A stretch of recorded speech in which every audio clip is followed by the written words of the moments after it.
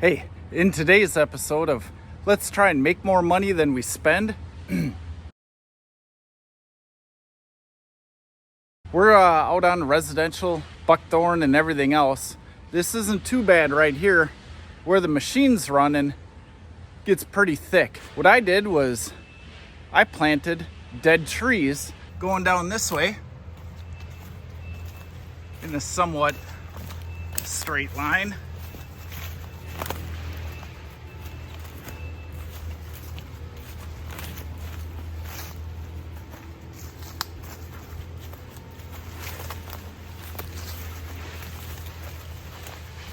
And you can plant dead trees. I am not a licensed professional land surveyor, a PLS, and I do not have insurance for land surveying, but I can and do plant dead trees. We quickly marked out our property lines. So I use LandGlide and OnX on my cell phone.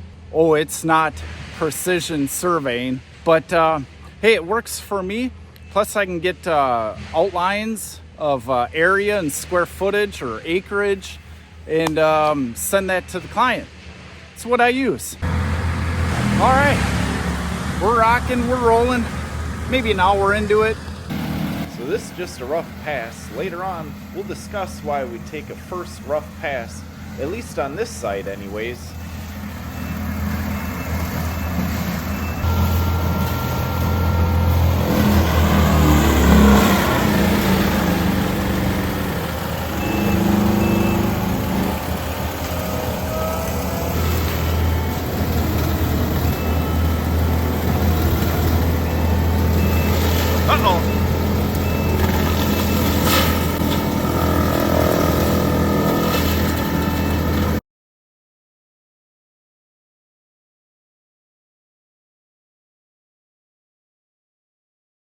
All right, so looks like we pinched the case drain line.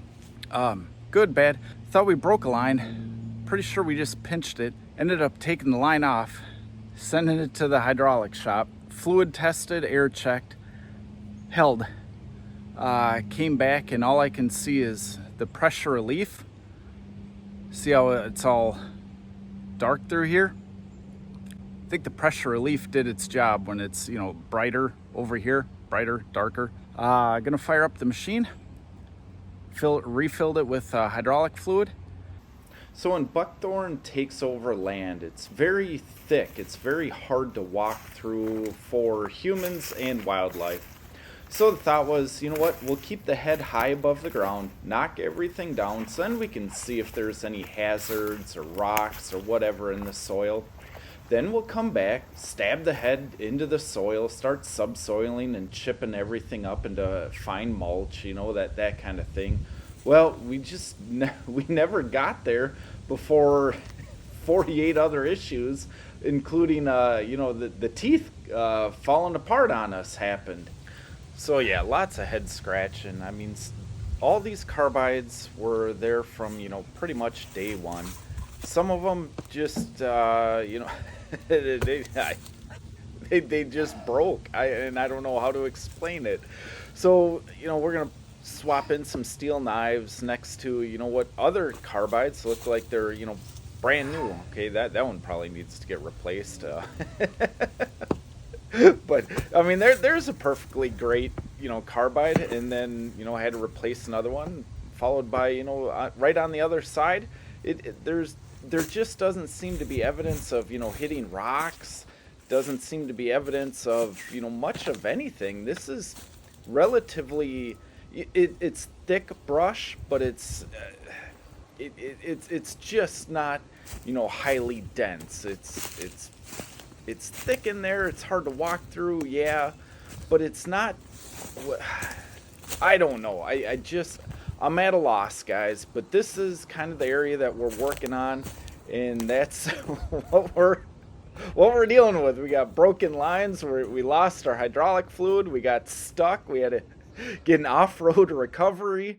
It's this job is one of those jobs that you just want to quit. Well, got her done. Still, I mean, there's standing water over there. where standing water isn't. Cleaned up the rest of it.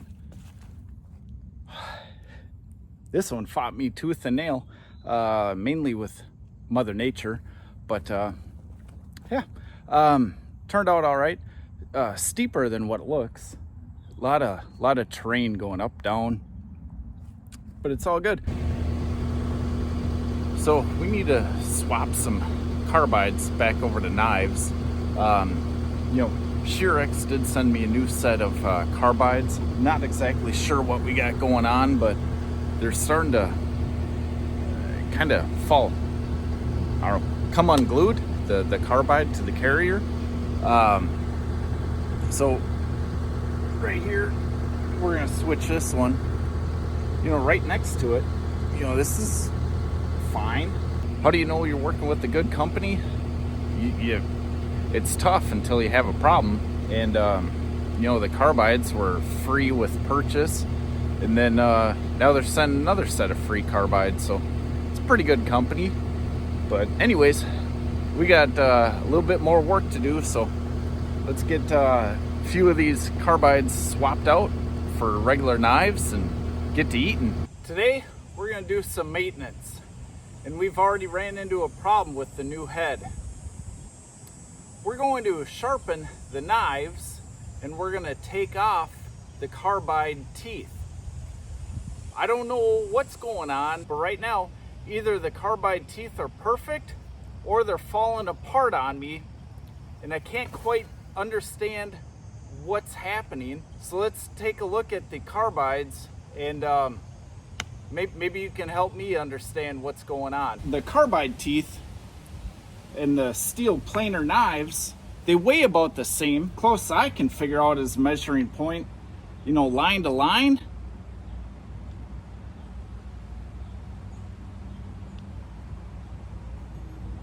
It's like the steel knife has a longer reach than the carbide. You'd think that the knife would hit a rock before the carbide. I already reached out to Shearex. They were great.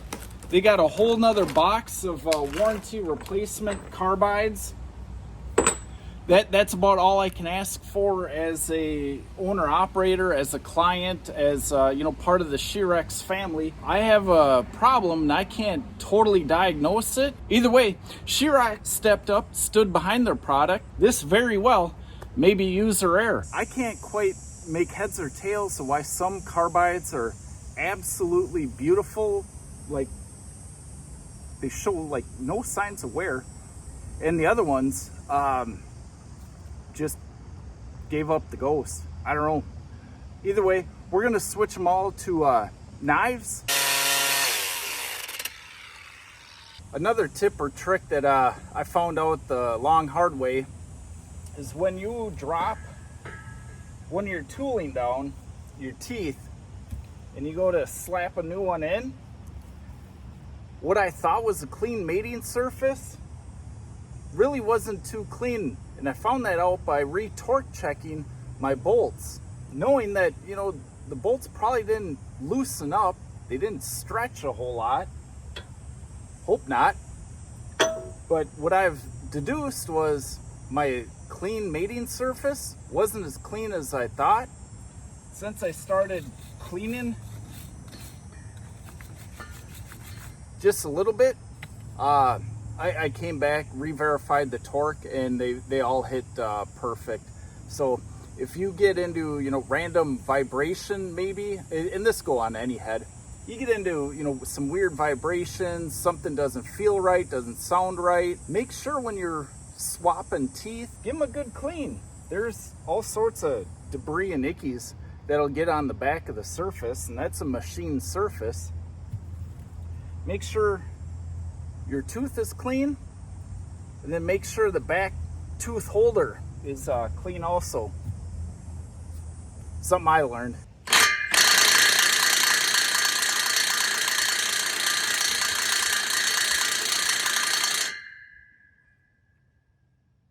Bet you that's right at about 520, maybe 515. We'll hit it with the torque wrench and verify it. But this thing, This thing is a time saver. It's awesome. 3/4 inch Milwaukee. We'll throw a link in the description.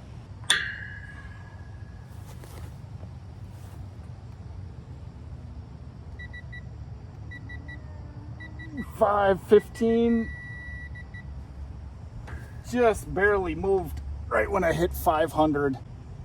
Somewhere around there. I don't know. While we're doing the teeth, I think we better check the belt. We're not quite to the time we need to, but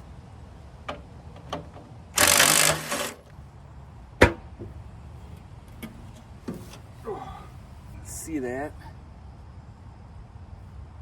So what Vic said start happening. Still fairly blue. Ain't bad, but it's good to see it nonetheless. Bring you into whoa. So you still got a little bit of blue on it. About the time the blue wears off is about the time you need to re-check belt tension. So one of the other issues is we pulled the wires out of the auxiliary at the time of recording. I don't have an answer back from Shearex. I sent him an email. I did call Vic, and I'm pretty sure he told me which color does what, and I forgot to write it down. So I'm hoping that this is a problem that we could solve together in real time. So my thought is I'm going to propose we crimp these, throw it on a pin, and then verify up or down. Is red down, white up. Black is probably going to be our ground. So let's figure that out. Okay, let's burn one and do a test crimp. We are going to put our barrel, we're going to put the pin side through there. You got the green right there. Should go all the way flush. Hold that flush and squeeze. So looks like it crimped fairly well. Okay, let's do it. Yo.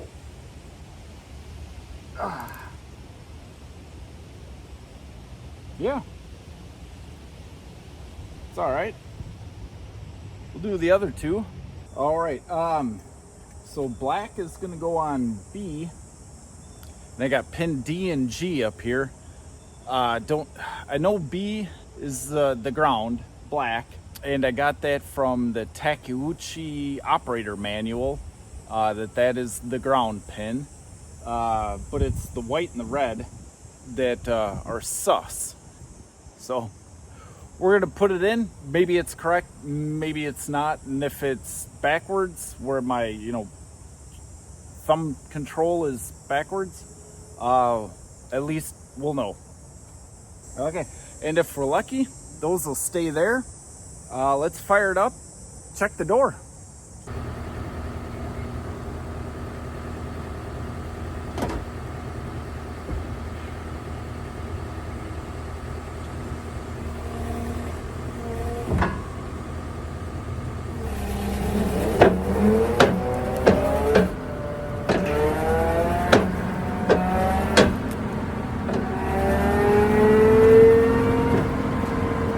Okay, so here's what I did. B, black ground, the red, white is C, red is D, the top one. Now all we gotta do is just make the plug. Boom, boom, rock and roll. So I guess about the only other thing I can offer is my operator had a problem. That's how the auxiliary electronics got ripped out. We also pinched a hose to make sure we don't have a future problem. This is a Harbor Freight soft shackle, and this is a department store, box store, 80-pound garage spring. Easy insurance policy. What I found is just a Harbor Freight soft shackle that I got from the truck with a garage door spring just from the local, I mean, it was Menards, had it. It's stretched out already. And then I secured it with a climbing carabiner. Pinch one of these lines and your wallet will tell you you have a problem. The electrical thing, pretty easy to diagnose. I did have to buy a Deutsch connector barrel crimper. I run Delphi weather packs on the street car, so you know I had a background on it. I had the tools to take the pins out. You need a tool for that. That was no big deal, other than, you know, ordering the barrel crimper. I'll put a link to the Amazon one that I use that worked one time. If it's going to continue to work, stick around, you'll find out. And then the carbides, shout out to Calvin up at Tennessee Valley. He's the one that, you know, hooked me up with a new set of carbides. Got them all warranted. My dealer and Shearex stepped up and replaced them. So those are the problems that I've had so far with the head. Not mostly self-induced. Other than that, real happy with it. I've done jobs where I just would have told the client, no, I can't do without the door. And that literally deflects everything, 6-8 inches out of the head. I mean, it's impressive. I don't really have the capabilities to video much in the woods. All my cameras are very delicate and flat not made for forestry work. I'm gonna try to buy some more cameras, but they're expensive. And show you the difference between open door and closed door. It's it's a big difference. Other than that, the knives, easy to sharpen. They mulch beautiful. Well, when Vic says Cadillac of the mulch, Cadillac. I guess that's about all I can give you on 35 acres. Somewhere around there, somewhere maybe 40 hours on the head, maybe 30 acres, somewhere on that. So real early, but so far she's been a beast. Hey, I'm Justin. I'm a tractor company operator, owner operator. We have tractors, we have skid steers. If you want to get into, starting your own business, you will have to become a part-time mechanic. There is always something going wrong, or just flat breaking around this house. So being a part-time mechanic, that's just going to come with the territory.